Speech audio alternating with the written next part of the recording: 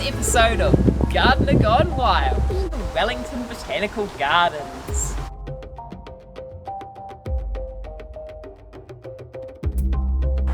And here we have the fragrant garden. Really the fragrant garden, but it's more interesting to call it the garden. And we have some daphne, which smells nice, especially because we're in autumn, as you can clearly see by this tree, which its label says it is a spike witch hazel. And as we head along, we see all sorts of nice plants in a fragrant garden. So we head along and through and past the little Chilean guava and on we go. Just heading back. Rewind. Oh yeah, it's got little how do we do the zoom thing again? It's got fruit on it. Those little red things. That's the fruit. And as they're not really ripe yet, so let's just have a look and see if there's some more in here. This one looks more ripe.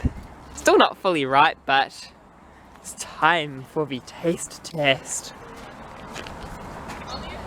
It's something.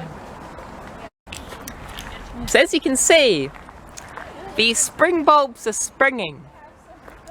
Clearly they don't know the meaning of autumn. Maybe the autumn does not know the meaning of autumn. Either way. So you can see more spring bulbs are springing. We've got some nicely trimmed bay trees. Everyone likes trimming a bay tree. And here is the coral tree. And as you can see, it's growing. As it always does. Then winter comes and they cut it all back and it does the same thing again year after year. And there's more daphne. And there's a rose. There's more stuff over here. And more bay trees. And yeah, it smells nice. Because well, it's a fragrant garden. And I need to stop rambling on like a silly person. And as you can see, the coral tree, my favourite tree, also seems to be a reasonably largish tree. And as you can see, every year these slightly thorny branches that come directly out from where they cut them back at the trunk, are, well, cut back. And then they re-sprout. And it basically ends up looking a bit like a coral reef, in a way. The nice normal shapes that make this a coral tree. Now we are going to go up, as if I'm flying up in the air, or just pressing a button on an elevator. The marvels of modern technology. This one's actually quite interesting. It's a hydraulic elevator. So instead of working by cables, it of course works by hydraulics. And up we go. Get a nice view. And a nice view again. And we get higher. And we're nearly there. And there we have it. We are up now, as you can see quite clearly. Get a really good view from here. So as you can see, here is the tree house, and I would go in, but I'm not signing my name in. There are times where you want to be anonymous and go through the jungle like some Amazonian warrior. At least that's what I imagine. Either way, I do not want to sign my name away for this virusy lockdowny funny stuff. So there. Here we have a children's garden. Here we have some ponytail palms that aren't actually palms. And here we have, although it says for Discovery Garden, the children's garden again. And as we head in, and don't even need to open up gates these days, one of the advantages, we are here! And as you can see, it is autumn, and the gardens have been cleared, and the meadow is growing meadowy. And as we pass the nice little borage and cornflowers and a Cape gooseberry and all the good stuff in here, we get to the land of currently empty. There's a couple of citrus trees and we've got some nice little veggies popping up in here. We've got some beetroots and the carrots and the lettuces and some kind of brassica. Cabbage, of course it's cabbage, and cauliflower and broccoli. And here we have it. This is where we are. And yes, that's the famous table that features on every episode of this amazing YouTube channel. So I mean, definitely going to have to say hello. Hello.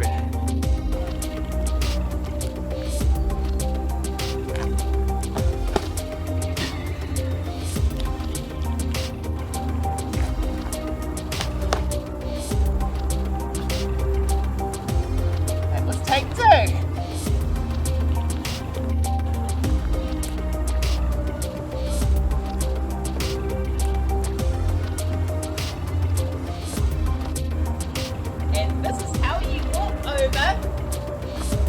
Tree root.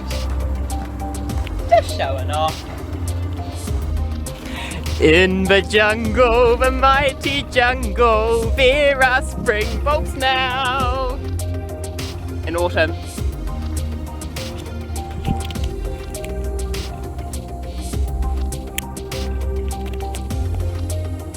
It's a bird.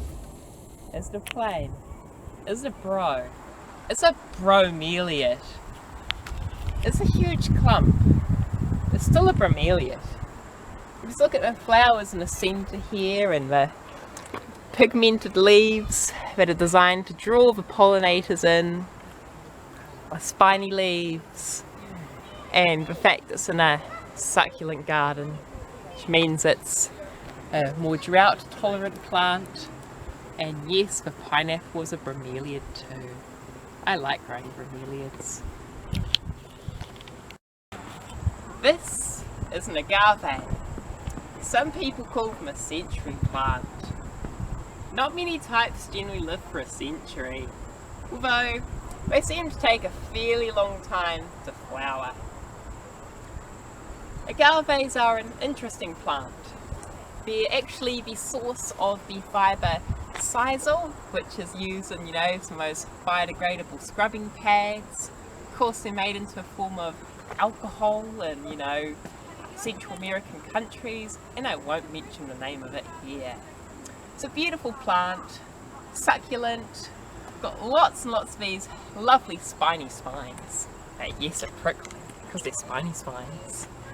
And this is quite a large example. It's probably not that far away from flowering, where it will send the huge big flower spike up. Of course, it hasn't done that yet, so it means we've got a few more years of enjoying it, hopefully. And yeah, it's an agave. I like agaves too. Hello! You're an aloe. Aloe. Aloe, believe it or not. That's another aloe. Aloe. Aloe. Aloe, aloe. Banana, banana, tomato, tomato. If I look at this plant, it tells me something. That it's prickly. You know what it also tells me? I really don't understand the people who calls those things pears. It's just prickly. I'll just get rid of the pear part. I tried harvesting some a while ago. Even though they're ripe, they left me covered in these tiny little spines that took weeks to get out. So just a word of warning. Otherwise though, it's spiky, spiny, prickly and all those good fun things. Enjoy. Prickles! And I was just talking about that plant. I didn't even get that close. I mean, are the prickles rocket propelled or something? They just get everywhere. So yet again, they're not prickly pears, they're just prickles. Indeed. I believe this Pinus radiata is feeling somewhat hollow. Although, sometimes there are still beings that liken it. What a great pun. A nice view over Thorndon. And a nice view in the gardens. Saying hello to the manuka or kanuka trees. And the pines and the eucalyptus in the middle. Hello Thorndon. Resin. Everyone's favourite coniferous substance. Ideal for setting up fires, sealing gaps, and if you can chew it if you want that pine fresh taste. Turpentine. Wellington City always looks best from up on the hill. Court. Bees. Kurt. And herb garden, which we're about to have a good look at. And in we go. Oh, is it me? Or are these? Yep, Camellia sensius, the tea plant. This is where you get your tea, whether that's green or brown tea. She's black tea, but I generally call it brown tea because, let's face it, the leaves are brown through the fermentation process. So yeah, as you can see, these have only been planted quite recently, and its name indicates they're a form of camellia. And obviously our climate isn't typically, there isn't a lot of tea grown in New Zealand, except there is a bit south of Auckland actually that they grow a bit of tea, but other than that, there's no real commercial plantations in this country. Although I've got one in my backyard and it's a bit bigger than these ones, but even then they're quite close together, and when they get bigger, assuming they'll train as a bush or something. But yeah, still got quite a while before they grow into something amazing. Like tea. Because tea is amazing. Unless you don't think tea is amazing. Because there's always coffee. And other cereal beverages. Or just cold beverages. Like water. Or tea. Anyway, I'll leave that with you, viewer. Just round the corner we have the herb garden.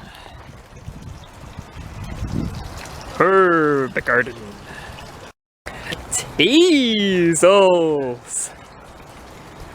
And yes, these are an empty fruiting structure.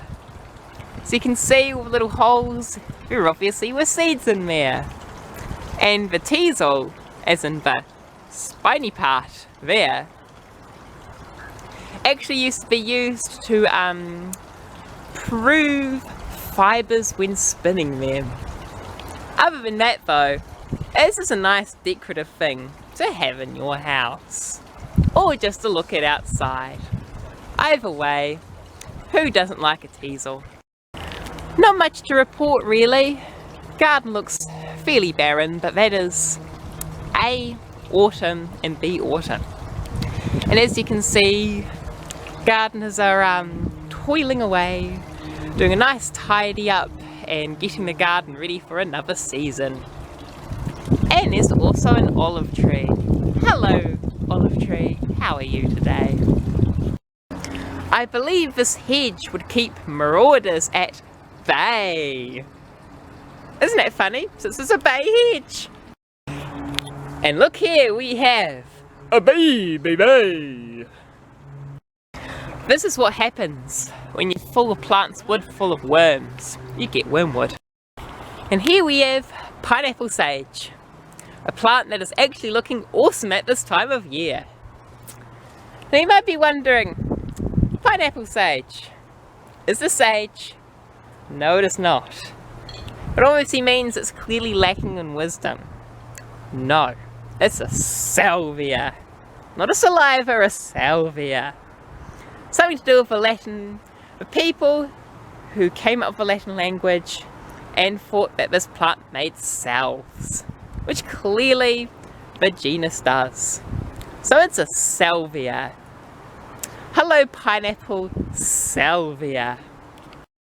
I believe this is a suitable overview of the rose garden, and that I'm viewing over all of this lavender. And as you can see, here are some plants of the Ferus genus. I believe this one is Ferus galvani, and this one is Ferus steely, and this one is Ferus wirei. Why am I even making up imaginary and potentially etymologically incorrect Latin names? Because I can! And that is why you have subscribed to this awesome channel. At least I hope you have. Otherwise, I'm not putting any pressure on you. But it's jolly fun though, isn't it? Now as you can see, any decent plant needs to have a decent common name. Let's face it, aren't they just the fairest of them all? Get it? 'Cause of course, ferrous is iron, and they're fairest. I just love that. Oh, and I see a kiriru in the silver birch tree. Hello.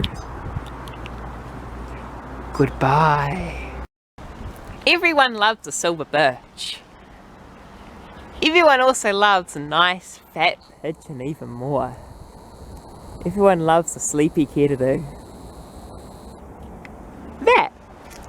And also, you can tap a silver birch for its sap, but it's a lot more dilute than maple, sap. So it'd be a bit more effort to make a syrup out of. But can also be used as a survival beverage, which has obviously got liquid that is clean. It'll also have sugars for energy, and there'll be a kiriru at the top of it hopefully, which makes it a lot more interesting. Silver birches are jolly good fun. You see, birch bark can be used to make torches and all that kind of fun stuff, since bark is actually quite highly flammable. And we have a rose garden. I am standing by an iceberg, so you may wonder why I'm not cold. You may also wonder why this is not lettuce. Because let's face it, who doesn't know what an iceberg lettuce is? We also have iceberg roses, which A, smell nice, B, look nice, and C, are grown at quite a nice height in this garden, so you don't need to crouch on down to make them feel like they're a good size. So where were we? Obviously we're not trying to sing the Titanic hook then. And, well, I believe we might be at the end of the road of our video. So that means it is time for me to go off and attend to my libations and making sure that my yes is nice and full. And also it is time for you, the viewer, to like, subscribe, and continue supporting my channel, which I think is awesome, and I hope you think it is awesome too. So obviously, if you think it is awesome, it'd be cool if we could share it around and make sure plenty of people can see this awesome channel. But until then, I must go and be wild. I'm a gardener. Libations. And of course it's vegan, because I'm a plant muncher. That's all I munch.